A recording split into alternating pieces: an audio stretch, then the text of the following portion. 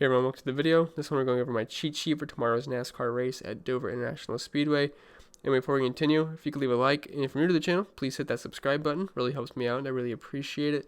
You can also follow me on Twitter at crispinel16. And if you're interested in accessing the spreadsheet I'm showing you right now, links available in the description below for my Patreon. You can get access to my projections, my rankings, and just everything you see on the spreadsheet. And then you can also get my Slack chat as well, my GBP driver exposure, so you can see who I'm the heaviest on, and then my targets for dominators, place differential, cheap guys, and fades as well. So anyway, let's get into the video. Let's first talk about the race and track info. So we are at Dover International Speedway.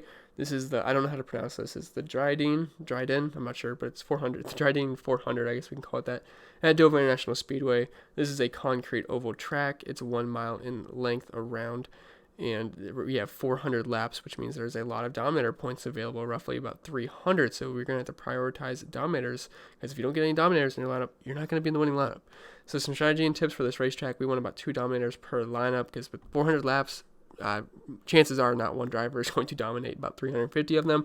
So we pretty much want 2, and we want finish guys that can finish high, obviously, and starting position is very important because the drivers that tend to start high end up finishing high as well, as evident for the past few races. So that's the strategy for this racetrack, and let's go to the cheat sheet and pretty much just go driver by driver and talk about the guys that I have interest in.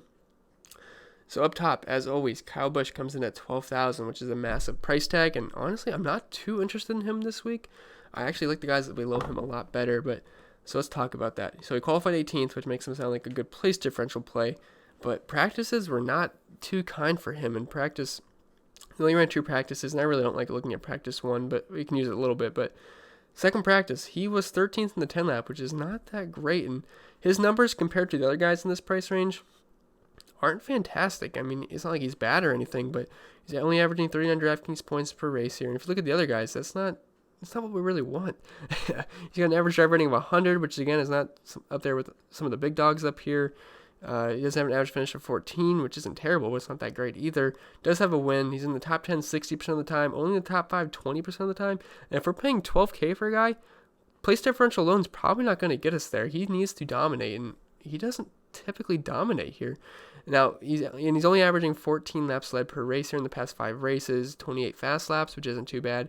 Average running position of 9.2, which again is not too bad, but I really don't see him getting up front and dominating in this race. I mean, I think he's going to be fine. He'll probably finish top 5, top 10 for sure. So he's going to get you positive place differential, but I really don't think this is a race he's going to dominate, which I know is kind of scary to say for Kyle Busch. I do have him tagged as a place differential play, but he's not someone I'm going to be too high on. If I'm making 3 lineups, I really don't think I'm going to have exposure to him because I kind of like mixing and matching all these guys in the green instead of paying $12K for Kyle Busch.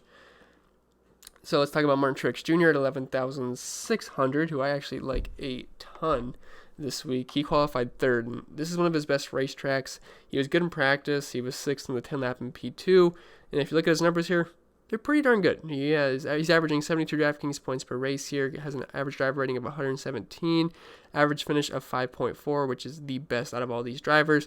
Does have a win. He's in the top 5 80% of the time. That's fantastic. He's in the top 10 80% of the time, top 15 100% of the time. All these numbers are great. He's averaging 57 laps led per race here and 41 fast laps, which is second best only to Kevin Harvick.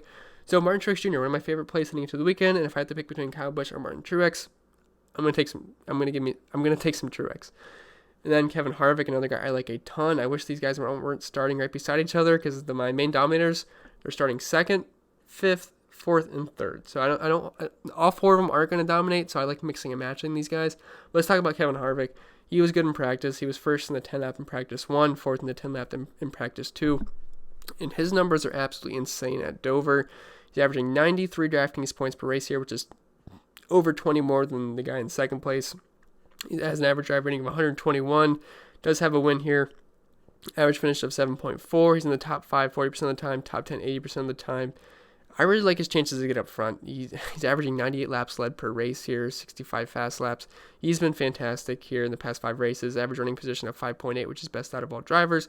I love myself some Kevin Harvick this week, and I love just mixing and matching Martin Truex Jr., Kevin Harvick, Chase Elliott, and Kyle Larson, which we'll talk about the other 2. But Harvick and Truex are my favorite plays from this range.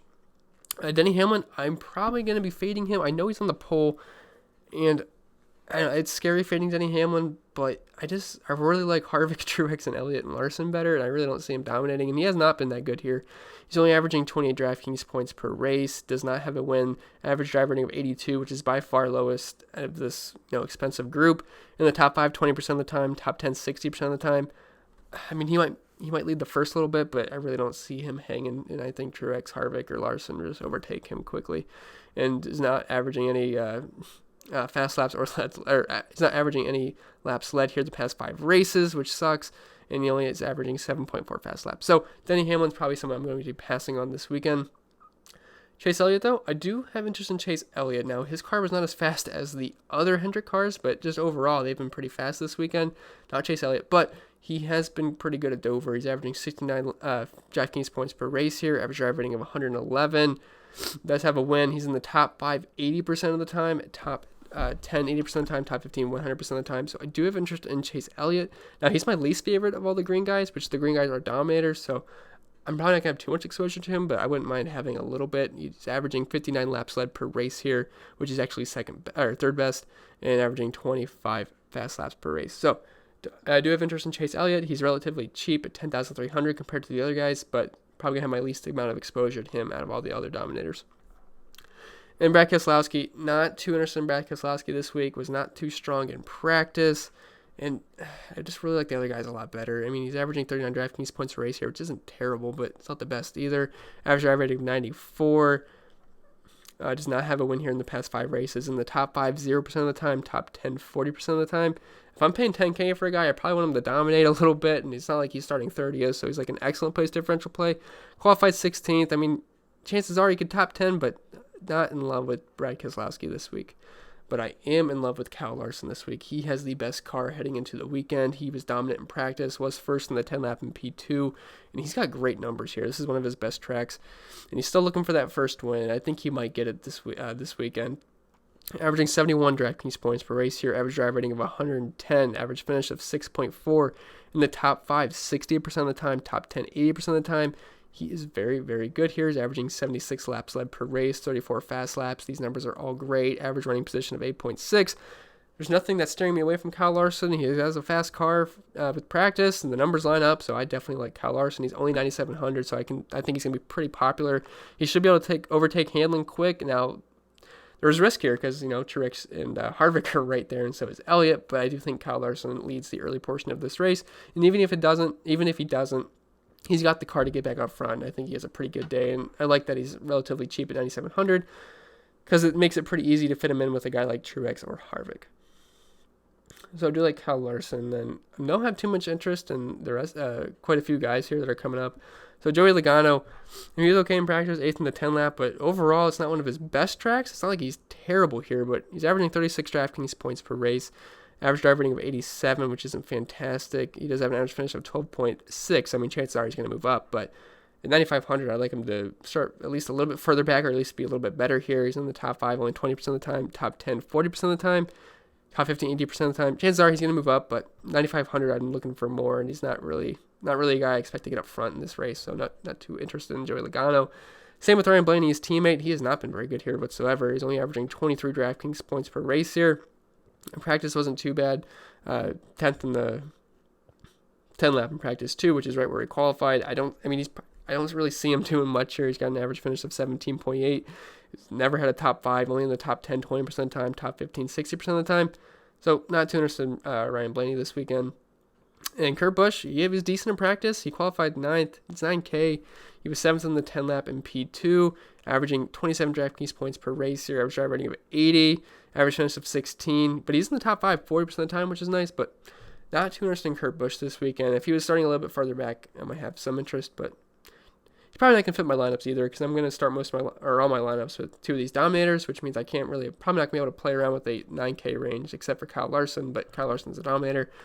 So I'm actually kind of glad that none of these guys are great plays, because I'm going to have to, play 2, 5-digit drivers most likely, or Kyle Larson, who's pretty much a 5-digit guy. And I compare him up with some of these low 8K guys and 7K guys and 6K guys, so it makes a pretty balanced out lineup. So Eric Jones, he qualified a little too high for me. Now, he is only 8,800, which is not too bad. In practice, though, 14th in the 10 lap wasn't like blazing fast, but averaging 36 DraftKings points per race here, average driving of 87.3, average finish of 11. It's not too bad. Top 5, 20% of the time, top 10, 40% of the time. It's just, if he qualified a little bit further back, I'd be a little bit more interested, but starting 8th, I really don't think he's going to top 5 or anything, so that's what I'm too interested in, but like I said, starting position is important here, so if he can hang around there, there's a chance he makes the winning lineup, but that's what I'm too confident in. But Clint Bowyer, I do like Clint Bowyer heading into the weekend. He qualified 17th. Now, if you look at his practice times, they're bad. But he's kind of on a hot streak right now, and he's just a better driver than 17th, most likely, most of the time. Averaging 34 DraftKings points per race here. Average driver rating of 93, which is the best out of this category, and most of the guys in the category above him as well, besides Kyle Larson. Average finish of 16.6 is in the top 5 20% of the time, top 10 60% of the time, so that's a number that's really popping out to me. So I do like Clint Bowyer quite a bit, and I think he moves up. Possibly get a top 10. You're going to be pretty happy with that at 8,600. William Byron, he qualified a little too high for me. It's not like he's awful here, but just not too interested. Now, the Hendrick cars were fast in practice besides Chase Elliott. He was 5th in the 10 lap in P2, but he qualified 6th, and that just kind of sucks because I would have some interest in him, but he's averaging 36 DraftKings points per race here. Average driver rating of 74.4 is not the best, but does have an average finish of 13.7. So that's it's not terrible, but he's never had a top 5.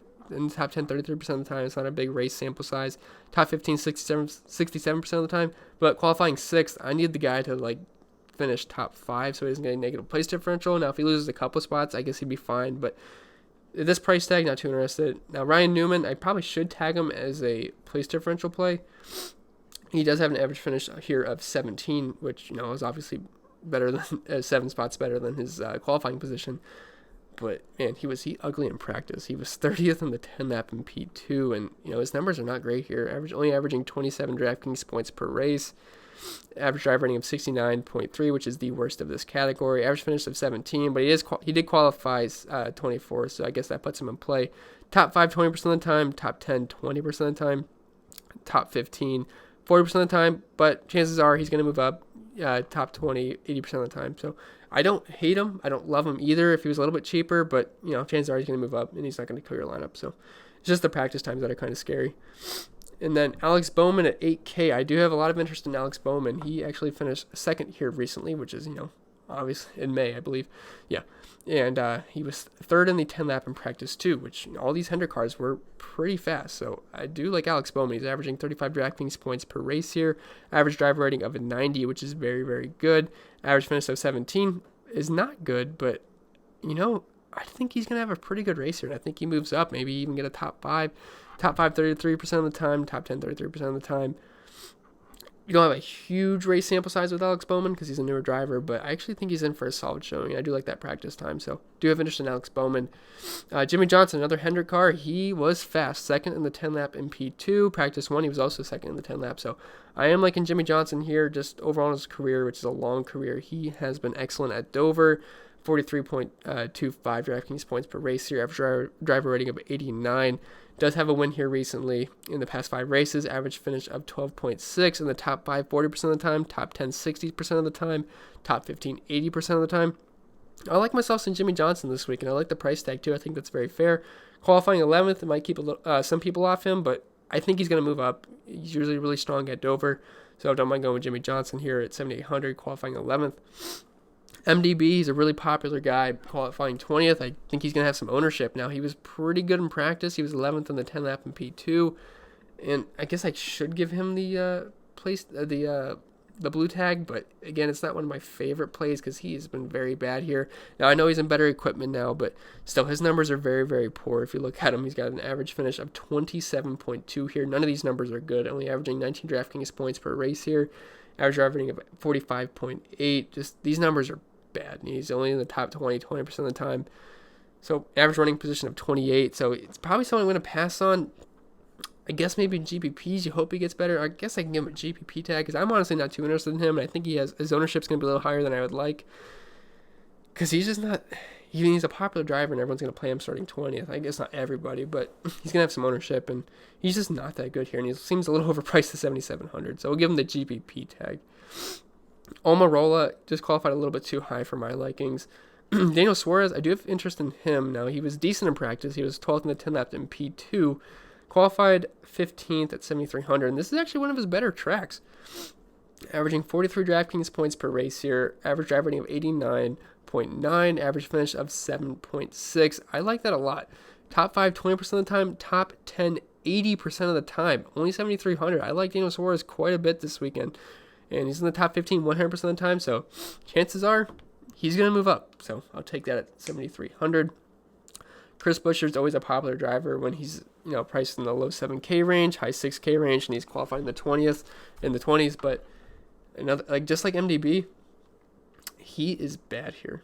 Now, if you look at his average DraftKings points per race, it's only 19, which is terrible. Average driver rating of 53.1. Average finish of 24.2, which is lower than what he qualified, and same with MDB. So again, not someone I have too much interest in based on track history. Austin Dillon, unfortunately, I'm sorry if my voice sounds annoying. I got a cold, so I probably sound nasally, but I apologize. But Austin Dillon, unfortunately, he is in play this week. I know, I hate Austin Dillon too, trust me, but he's only 6,900. He qualified 27th. Now, was his practice times great? No, but they don't have to be great because he qualified 27th. I mean, chances are he's going to move up. And this is actually one of his better tracks. He has an average DraftKings points per race here of 31.5. Average driver rating of 69.5, which, I mean, doesn't sound great in general, but in this category, this price range, it's not too bad. Average finish of 16, which is much higher than anyone around here besides pretty much Daniel Suarez. So Austin Dillon actually makes a lot of sense for me this week. He's in the top 10, 20% of the time, top 15, 40% of the time, top 20, 80% of the time. Unfortunately, he's probably going to be a core play for me, but I hate playing Austin Dillon, so he's probably going to blow a tire and finish 40th, so just so you guys know that in advance. But I do like Austin Dillon this week. Paul Menard qualified too high for me. Ty Dillon, so I guess I like both Dillons this week. He qualified 25th. Now, his practice times were bad. He was 29th in the 10 lap in P2, but he's not been too bad here, averaging 27 DraftKings points per race. Average driving 57, not that great, but it's Ty Dillon. Average finish of 22.5, or 22.2, I should say. Chances are he's going to move up. He's in the top 15, 20% of the time, top 20, 20% of the time. If he can finish like 20, I'll be pretty happy with it. Stenhouse qualified a little too high, although he's actually kind of popping out as one of the better values in my model, which is kind of scary for me because I do trust it. But average finish of 23 is just, I don't know. I feel like he's going to screw me in wreck. I was 16th in the 10 lap in P2, so don't hate him, don't love him either. But he's just really, really cheap. But I think it's for a reason. And Bubba Wallace, yeah, he's okay. Actually, I should probably add his times because, when they pull the times, they pull in Bubba Wallace instead of Darrell Wallace, and it's all messed up. So I'll get that in soon. But I mean, he's fine if he fits your lineup. He's qualified 26, but he's not been very good here. Daniel Hemrick, though, I actually really like the first three cheap guys: Daniel Hemrick, Michael McDowell, and Ryan Preece, because we're gonna probably have to play one of those guys if we're gonna play two dominators. So I like Daniel Hemrick. He's gonna be pretty popular. He's only 5,900, qualified 30th. I mean, chances are he's gonna move up. Averaging 18 DraftKings points per race here. Now that is with a one race sample size, so we don't have much to base it off of. He did finish 25th, but I think he's going to move up from 30th. He's got a better car than most of these guys. So do like Daniel Hemrick. Michael McDowell qualified 28th. He does have an average finish of 23.6. He's averaging 25 DraftKings points per race here, so I do like Michael McDowell. And Ryan Preece, he qualified 31st. Now, again, we only have a one race sample size with this guy. He did finish 28th, but I think he's in play because of how cheap he is and where he's starting. Then if you have to use any of these guys, I'm sorry, but Tift, I usually like Tift, but he qualified 23rd. I think he only moves back. LaJoie qualified a little bit too high as well, and same with Reagan. So probably going to be living in that 5,900 to 5,700 range for the cheap guys. Anyway, guys, that's going to be it for this video. Remember to leave a like, and if you're new to the channel, please hit that subscribe button. It really helps me out, and I really appreciate it. Follow me on Twitter at ChrisPennell16. Links in the description below. Yeah, links available in the description below for my Patreon, and I'll see you guys in the next video.